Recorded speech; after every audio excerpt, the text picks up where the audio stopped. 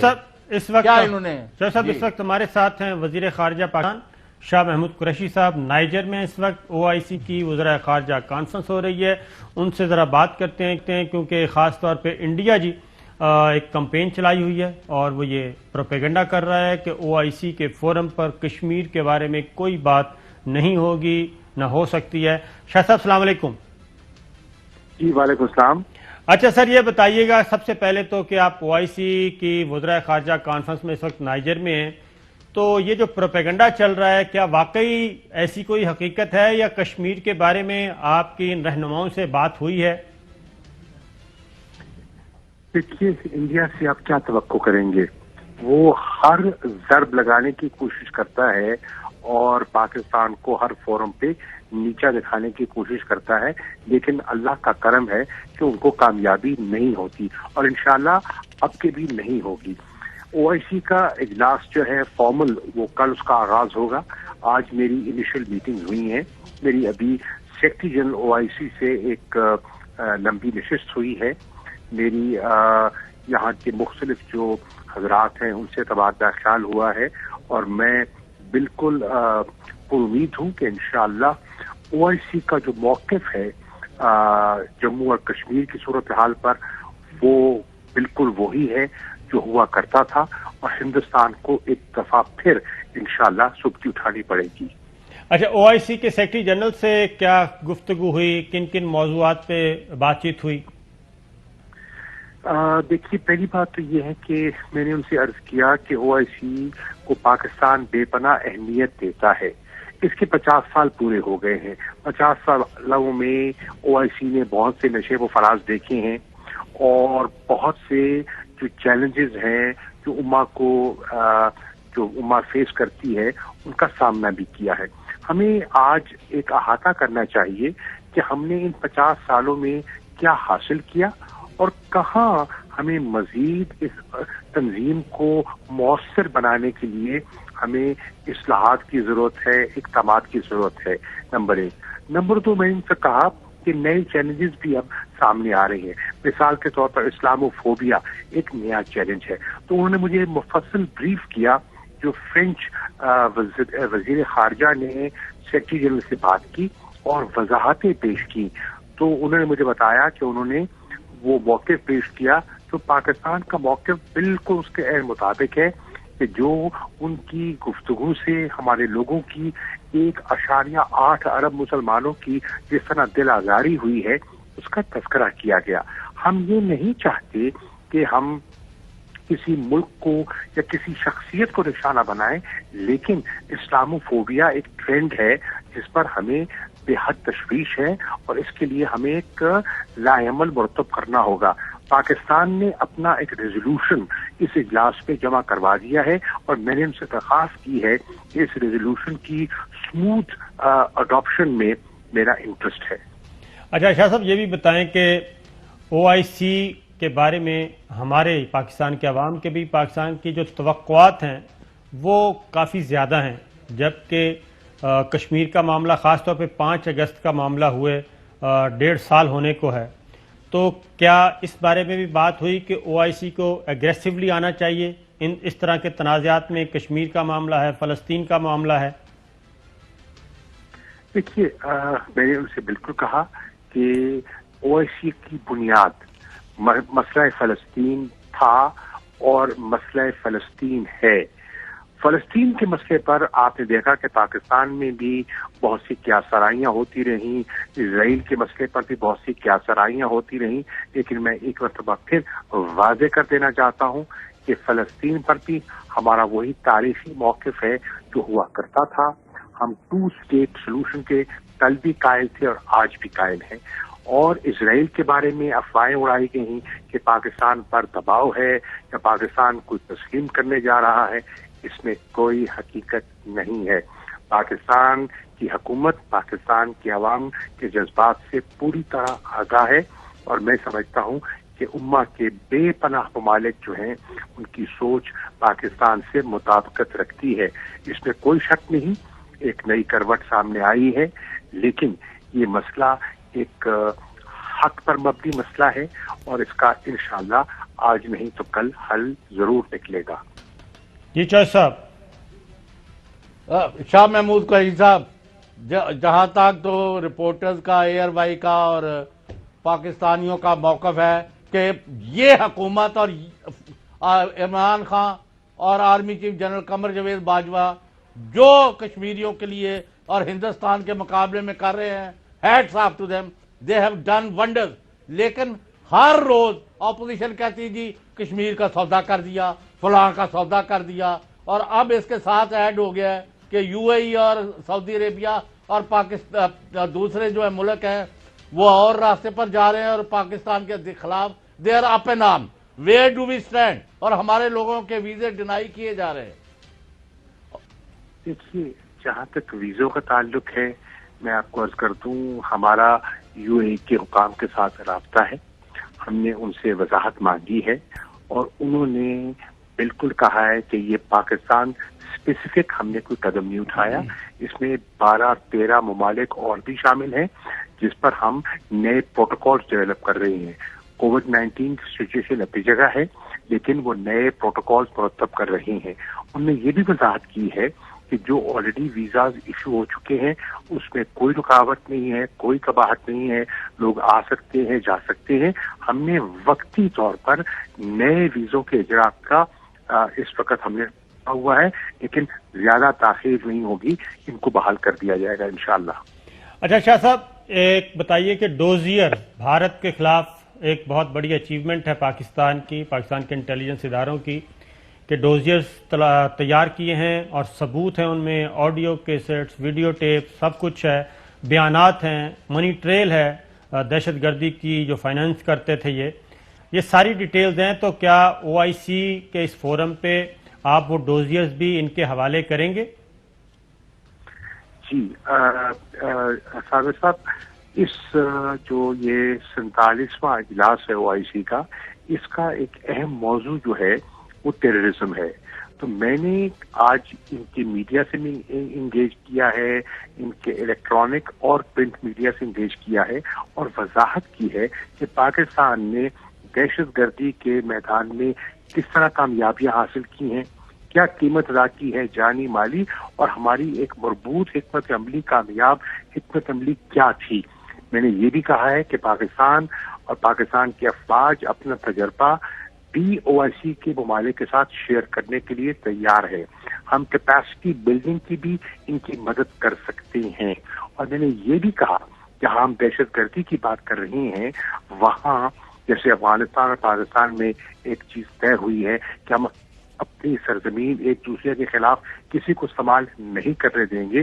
میں نے یہ وضاحت کی کہ ہندوستان آج دہشت گردی کی پوش پناہی کر رہا ہے، اور میں نے واضح طور پر کوئی لگی لپٹی بات نہیں کی، کھل کے بات کی ہے کہ جو شواہد ہمارے پاس ہیں ان شواہد کی بنیاد پر جہاں او آئی سی دہشت گردی پر ایک تشویش کا اظہار کر رہی ہے اور ایک مکمل تعاون چاہتی ہے، تو او آئی سی کے اس اجلاس کو ہندوستان کی ان حرکتوں کا نوٹس لینا چاہیے. تو شاہ صاحب، ان کا کیا رسپونڈ تھا؟ کچھ پازیٹیو تھا؟ انہوں نے گفتگو سنی؟ کوئی ایجنڈے پہ لانے کا ارادہ، ایک ٹف ٹائم دینے کا ارادہ؟ صابر جی، اوبیسلی یہ ایک ایسا مسئلہ ہے جس پہ بے پناہ لوگوں کو تشویش ہے، اور میں نے یہی کہا کہ دیکھیے، اگر اس پہ ہم نے کامیابی حاصل کرنی ہے تو ہمیں ایک گلوبل حکمت عملی بنانی ہوگی، ایک بین الاقوامی ہماری حکمت عملی ہوگی تو کامیابی ہوگی. فردن ملک جو ہیں یا افراد جو ہیں اس پہ کامیابی حاصل نہیں کر سکتے جب تک ایک کمپریہنسو پلان نہیں ہوگا. اور پاکستان نے قیمت ادا کی ہے اور پاکستان کا عزم جو ہے وہ پہلے سے زیادہ مضبوط ہے. جی چوہد صاحب. مخدوم صاحب، یہ بڑی تشویش پائی جاتی ہے کہ آیا پاکستان نے او آئی سی کے رکن ممالک کو اسرائیل کے مسئلے پر اپنے اصولی موقف سے آگاہ کیا ہے، اور ان کا کیا رسپانس ہے؟ اور نمبر 2، ایک سپر پاور علاقے میں کسی ملک پر کوئی امکانہ ملٹری انٹرونشن تو نہیں کرنے جا رہا؟ عرض یہ ہے کہ دیکھیے، اجلاس جو فارمل اجلاس ہے چوہدری صاحب اس کا آغاز کل ہونا ہے.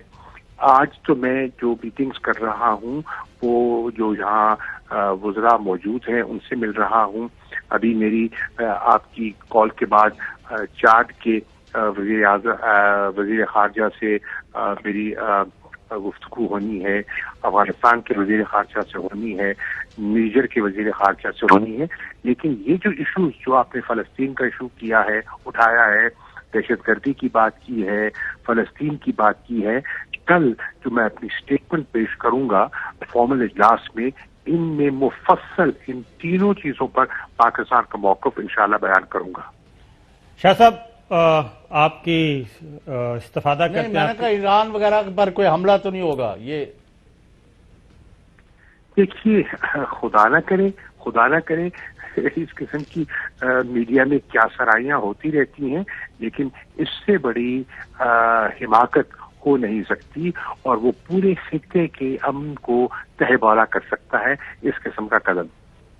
کیونکہ شاہ صاحب آپ کی موجودگی سے استفادہ کرتے ہیں, یہ بتائیں کہ اسرائیل کے بارے میں ایک تو کیٹاگوریکلی اسٹیٹمنٹ دے دیں تاکہ یہ قضیہ ختم ہو کہ اسرائیل کے بارے میں پاکستان کی کیا پالیسی ہے. صاحب بالکل واضح ہمارا موقف ہے. ہمارا وہی موقف ہے جو پہلے تھا. ہمارے موقف میں کوئی لچک, ہم کسی مصلحت کا شکار نہیں ہو رہے, ہم کسی دباؤ کا شکار نہیں ہو رہے. وزیر اعظم اس پر واضح بیان دے چکے ہیں, وزارت خارجہ کا واضح بیان آ چکا ہے. یہ کیا سرائیاں لوگ کرتے رہتے ہیں. دیکھیے, مجھے حیرانی ہوتی ہے جب ہمارے سینئر رہنما اپوزیشن کے جب یہ اس قسم کی باتیں کرتے ہیں کہ یہ سودا کر دیا کشمیر کا. یہ نادان لوگ اس چیز کا احساس ہی نہیں کرتے کہ آپ تو بھارت کے ہاتھوں میں کھیل رہے ہیں. آپ تو وہ بیانیاں پیش کر رہے ہیں جو بھارت دنیا کو پیش کرنا چاہتا ہے, جس کی پاکستان عملی اقدامات سے نفی کر رہا ہے. تو کئی دفعہ کہتے ہیں نا کہ نادان دوست دنا دشمن سے زیادہ خطرناک ہوتے ہیں. تو یہ اپنی نادانی سے پاکستان کے موقف کو گائے بگائے کیا سرائیوں سے نقصان پہنچاتے رہتے ہیں. شاہ صاحب اچھا, کسی ملک نے, دوست نے یا کسی بڑے ملک نے بالواسطہ یا ڈائریکٹلی یا انڈائریکٹلی ایکسپلیسٹ ٹرمز میں پاکستان سے کہا ہے کہ آپ اپنے موقف سے ہٹیں اور اسرائیل کو تسلیم کریں؟ جی نہیں. بالکل ٹھیک ہے. شاہ صاحب یہ بتائیں کہ امریکی وزیر خارجہ پومپیو, جن کے صرف 2 ماہ سے بھی کم ٹائم رہ گیا ہے ٹرمپ انتظامیہ, وہ ایک طوفانی دورے پہ پچھلے دنوں نکلے. 10 دن کا وزٹ تھا ان کا. وہ قطر بھی گئے, اسرائیل بھی گئے, سعودی عرب بھی گئے, فرانس بھی گئے, اور پھر وہاں پہ خفیہ ملاقاتیں بھی مبینہ طور پہ اطلاعات آئیں, کچھ تردید بھی ہو گئی. تو جو چوہدری صاحب نے بات کی تھی اس کے تناظر میں پھر یہ آیا کہ کوئی نہ کوئی ایڈونچر کرنا چاہ رہے ہیں ہمارے پڑوسی ملک میں, اور اس طرح کی جائزہ لیا گیا ہے, اور ہماری کیا اسیسمنٹ ہے, اور اس کو رکوانے کے لیے اگر خدا نہ خواستہ کوئی اس طرح کا ہے اس خطے میں, ورنہ بڑی جنگ چھڑ سکتی ہے, تو ہم کیا کر رہے ہیں؟ دیکھیے, پاکستان تو ہمیشہ امن کا دائی رہا ہے. پاکستان نے تو ہمیشہ یہ کہا ہے کہ معاملات کو گفتگو شنید سے سلجھایا جائے.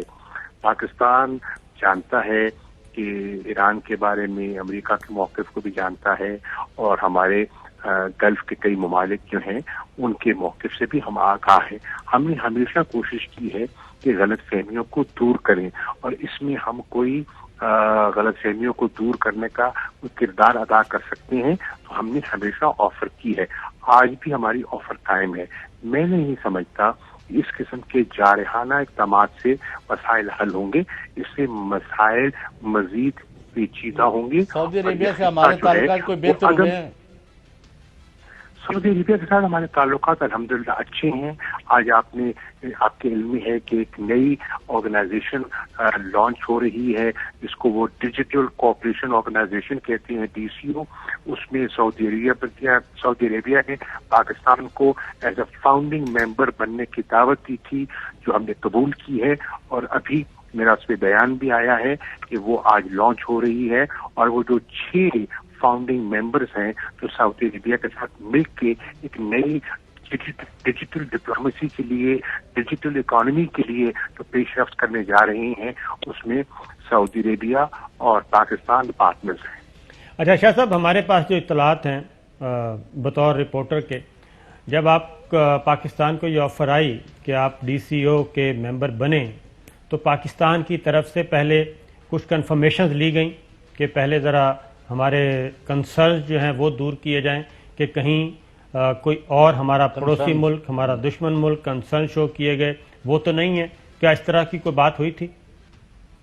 जी, मैं बिल्कुल आपसे वाजे कर दूं कि बिल्कुल मेरी कंसर्न थी कि इसमें किस किस को मेंबरशिप दी गई है और फाउंडिंग मेंबर्स में कौन होंगे।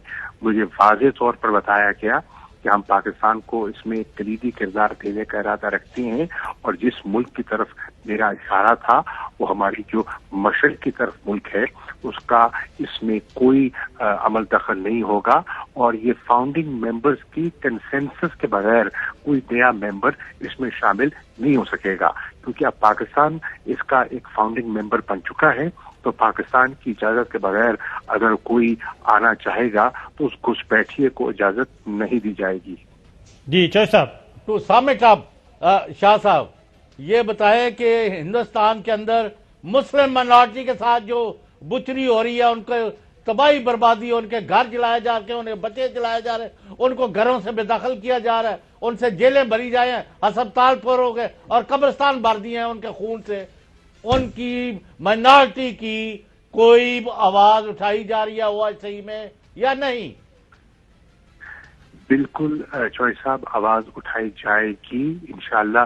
मैं बिल्कुल आवाज उठाऊंगा, और मैं पूरी कोशिश कर रहा हूं कि यहाँ अपनी मौजूदगी का फायदा उठाते हुए जितना मेरा इंटरेक्शन हो सके मुख्तलिफ वज़ाए ख़ारिजा के साथ हो जाए, ताकि जो मकबूजा कश्मीर की ताज़ा सूरत हाल है उसके बारे में मैं उनको एतमाद में लूँ।